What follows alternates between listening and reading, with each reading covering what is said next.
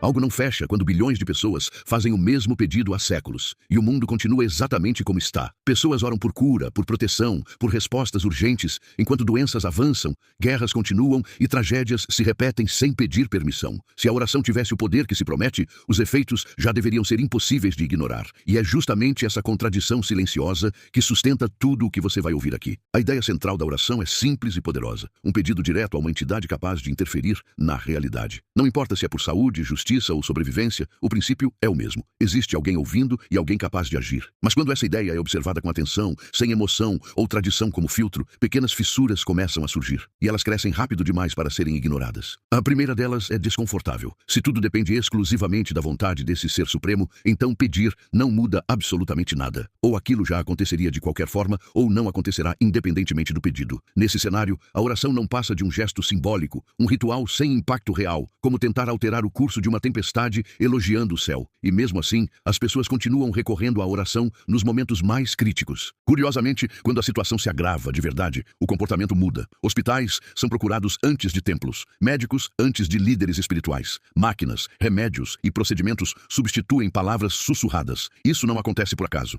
Acontece porque, no fundo, todos sabem onde os resultados realmente aparecem. Existe um motivo claro para essa análise incomodar tanto. Ela ameaça uma das crenças mais protegidas emocionalmente pela humanidade. Mas antes de qualquer conclusão, é preciso ir além da intuição e observar algo ainda mais perturbador. Quando essa ideia foi colocada à prova de forma controlada, os resultados foram exatamente o oposto do que se esperava. Não é necessário nenhum aparato futurista para testar se a oração funciona. Isso já foi feito de maneira séria, organizada e até financiada por grupos religiosos. Pacientes com problemas cardíacos foram divididos em grupos distintos. Alguns receberam orações, outros não. E parte deles nem sequer sabia se estava sendo alvo dessas preces. A expectativa era clara. O resultado, nem tanto. Quando os dados foram analisados, não houve diferença significativa entre quem recebeu orações e quem não recebeu. Mais estranho ainda, os pacientes que sabiam que estavam sendo alvo de orações apresentaram taxas de recuperação ligeiramente piores. A hipótese levantada foi simples e inquietante. A pressão psicológica de ser observado por algo divino pode gerar ansiedade em vez de alívio. Esse é o ponto onde a lógica começa a sufocar a narrativa tradicional. Sempre que algo dá certo, a oração é acreditada como um milagre. Quando dá errado, a justificativa muda. Não era o plano. Faltou fé. Existem mistérios que não compreendemos. O problema é que esse tipo de argumento nunca pode falhar. Ele se ajusta a qualquer resultado e, por isso, não prova absolutamente nada. Se aplicássemos esse mesmo raciocínio a qualquer outro processo da vida, ele seria descartado imediatamente. Imagine um método que funcione exatamente da mesma forma quando é usado e quando não é. Ele não produz efeitos mensuráveis, não gera previsibilidade e não supera o acaso. Em qualquer área séria, isso é considerado irrelevante. A realidade segue seu curso independente de pedidos. O sol nasce, doenças se espalham, eventos acontecem obedecendo leis naturais. Nada muda porque alguém pediu com mais intensidade. Se algo realmente tivesse poder de alterar esses processos, isso seria visível, repetível e impossível de esconder. Não dependeria de crença. Antes de continuar, escreva nos comentários a frase: crença não é evidência. Vamos ver quantas pessoas estão realmente acompanhando até aqui. Diante das falhas evidentes nos resultados práticos, surge uma defesa recorrente. A oração não serviria para mudar o mundo externo, mas para mudar quem ora. Ela traria paz, alívio, sensação de propósito. O problema é que esse argumento muda completamente o campo da discussão. Não estamos mais falando de intervenção divina, mas de efeito psicológico. Sentir-se melhor não significa que algo sobrenatural aconteceu. Música pode acalmar. Exercícios respiratórios reduzem a ansiedade. Conversar com alguém de confiança alivia o peso emocional. Nenhuma dessas experiências exige a existência de uma entidade invisível operando nos bastidores da realidade. Elas funcionam porque o cérebro humano responde a estímulos específicos. Quando alguém afirma que a oração ajudou num momento difícil, o que está sendo descrito na prática é um mecanismo de enfrentamento emocional. Isso é legítimo como experiência pessoal, mas não pode ser usado como evidência de ação externa. O erro está em confundir alívio interno com intervenção objetiva. Esse tipo de confusão é comum porque emoções são convincentes. Elas dão a sensação de verdade, mesmo quando não há nenhum vínculo com fatos observáveis. O cérebro humano é extremamente eficiente em atribuir significado onde há apenas coincidência ou necessidade emocional. E aqui surge uma pergunta incômoda. Se o efeito da oração pode ser totalmente explicado por processos mentais conhecidos, então o que exatamente sobra da promessa original? Essa resposta começa a ficar ainda mais frágil quando analisamos situações em que pedidos se anulam mutuamente. Em competições esportivas, ambos os times oram pela vitória. Em conflitos conflitos armados, os dois lados pedem proteção e triunfo. Em tribunais, acusação e defesa pedem justiça a seu favor. No fim, apenas um lado vence, sobrevive ou é absolvido. A pergunta é inevitável. De quem foi a oração atendida? Se apenas um pedido se concretiza, então o outro falhou. E se ambos falharam, a oração não teve qualquer efeito. Não existe um cenário em que todos estejam certos ao mesmo tempo. Essa contradição revela algo crucial. Os resultados são indistinguíveis do acaso. Quando a oração funciona apenas de forma seletiva, imprevisível e contraditória, ela deixa de ser um mecanismo confiável e passa a operar como sorte. Não há padrão,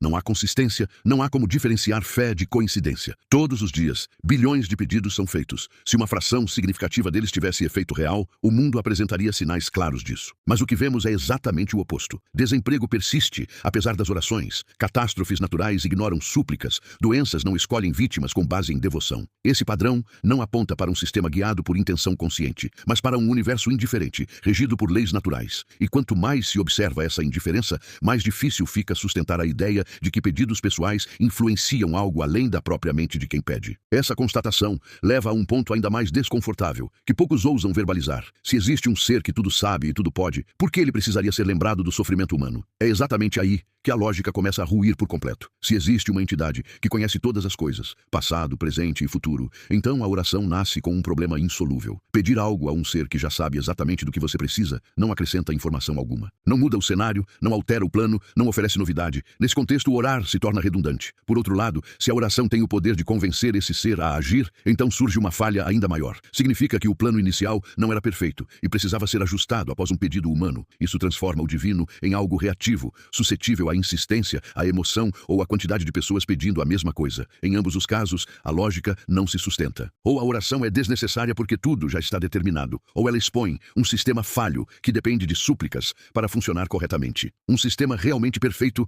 não exigiria exceções, atalhos ou correções emocionais. É por isso que ninguém ora para que o sol nasça amanhã. Ele nasce, sempre. Não depende de fé, merecimento ou pedidos coletivos. Já doenças, acidentes e tragédias se tornam alvos de oração justamente porque seguem regras biológicas e físicas indiferentes à vontade humana. Esse contraste revela algo fundamental. A oração se concentra exatamente onde não há controle, onde o acaso domina e onde qualquer resultado pode ser reinterpretado depois. E essa flexibilidade narrativa abre espaço para outro argumento muito usado, o dos casos extraordinários. Sempre que a lógica aperta, alguém aponta para uma história rara, uma recuperação improvável, um sobrevivente contra todas as chances, um evento altamente improvável que aconteceu depois de uma oração. Esses relatos são tratados como prova definitiva, quando na verdade são estatisticamente inevitáveis. Em um mundo com bilhões de pessoas e incontáveis eventos acontecendo todos os dias, coisas improváveis vão acontecer. Isso não é milagre, é matemática. Quanto maior o número de tentativas, maior a chance de algo raro ocorrer. A oração não cria a exceção,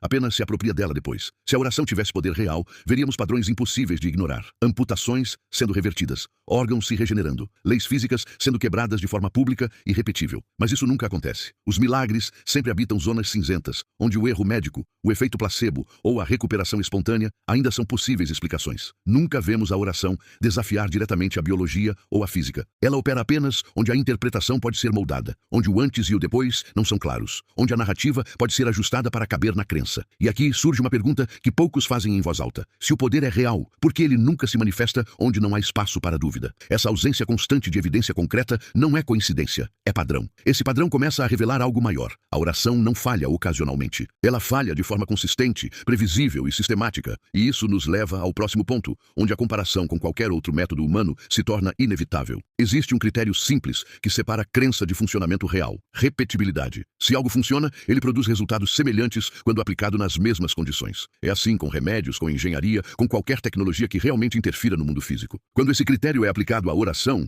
ela falha sem exceção. Não importa quem ora, quanto tempo ora, ou com que intensidade emocional. Os resultados nunca se afastam do padrão esperado pelo acaso. Não há consistência, não há previsibilidade, não há efeito acumulativo. O mundo segue exatamente o mesmo curso, com ou sem pedidos feitos em voz alta. Se qualquer medicamento apresentasse esse desempenho, ele seria descartado imediatamente. Nenhuma agência reguladora permitiria seu uso. Nenhum profissional sério recomendaria algo que não entrega resultados verificáveis. A oração, no entanto, permanece imune a esse tipo de avaliação. Isso acontece porque ela não é tratada como um método, mas como um símbolo, um ritual, protegido por tradição e emoção. Sempre que falha, a culpa nunca recai sobre a ideia em si, mas sobre quem a praticou. A fé foi insuficiente. O pedido não foi puro. O momento não era o certo. Esse mecanismo impede qualquer correção ou revisão. Diferente da ciência, que evolui ao reconhecer erros, a oração se mantém mantém estática, blindada contra questionamentos. E é justamente essa blindagem que levanta o maior sinal de alerta. Um sistema que não pode falhar porque muda suas regras a cada tentativa não está funcionando, está se protegendo. Sempre que a oração não produz o resultado esperado, surge uma nova justificativa que preserva a crença, mesmo à custa da lógica. Se o pedido foi atendido, é prova de poder. Se não foi, é prova de mistério. Não existe cenário em que a hipótese seja considerada inválida. Isso não é profundidade espiritual,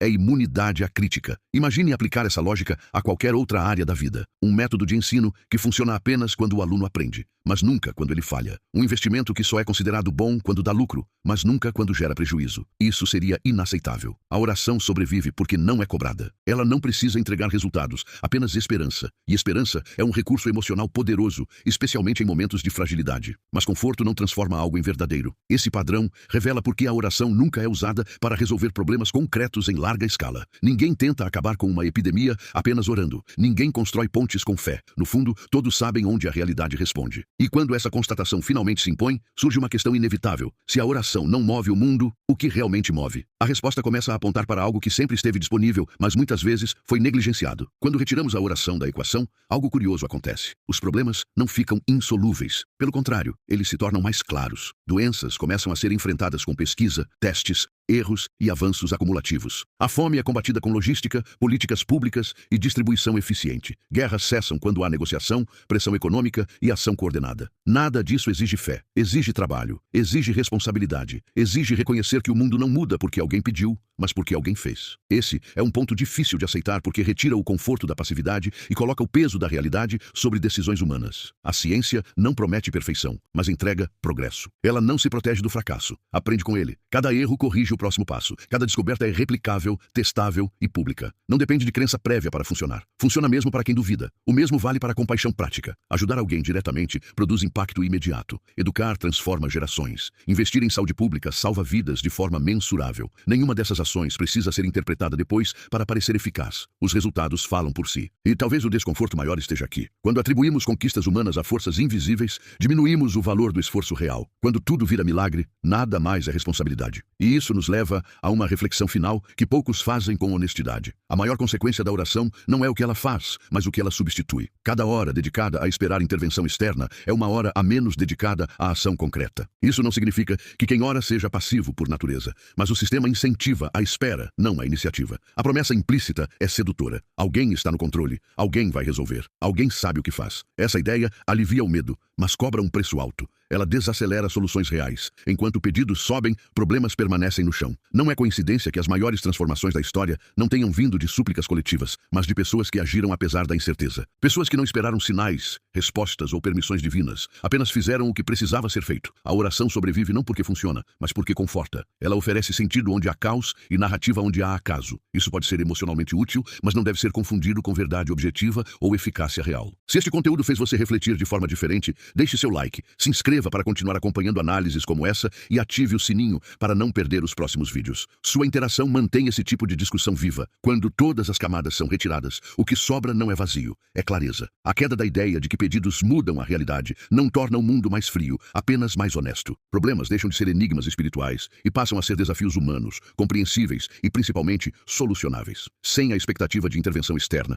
a atenção se desloca para onde sempre deveria ter estado: decisões, prioridades e consequências. A dor deixa de ser teste ou plano e passa a ser um sinal de que algo precisa mudar. Isso não diminui o sofrimento, mas elimina a confusão que o cerca. Esse deslocamento também redefine mérito. Cura não é milagre, é resultado de conhecimento acumulado. Sobrevivência não é favor divino, é estatística, preparo e resposta rápida. Progresso não é bênção, é construção contínua. Reconhecer isso devolve à humanidade o crédito e a responsabilidade por tudo que constrói ou destrói. Há quem veja essa conclusão como perda de esperança, mas ela pode ser exatamente o oposto. Quando o mundo não depende de vontade invisível, ele se torna mais previsível, mais compreensível e mais aberto à intervenção real. A esperança deixa de ser passiva e se torna estratégica. E talvez seja por isso que essa reflexão incomode tanto. Ela não oferece consolo fácil, mas oferece algo mais raro: autonomia intelectual. E essa autonomia leva inevitavelmente à última pergunta que precisa ser enfrentada. Se nada muda porque alguém pediu, então tudo muda quando alguém age. Essa não é uma conclusão amarga, é libertadora. Ela devolve às pessoas o papel de protagonistas, não de espectadores de um plano inalcançável. O mundo que existe hoje não Não é resultado de orações atendidas ou ignoradas.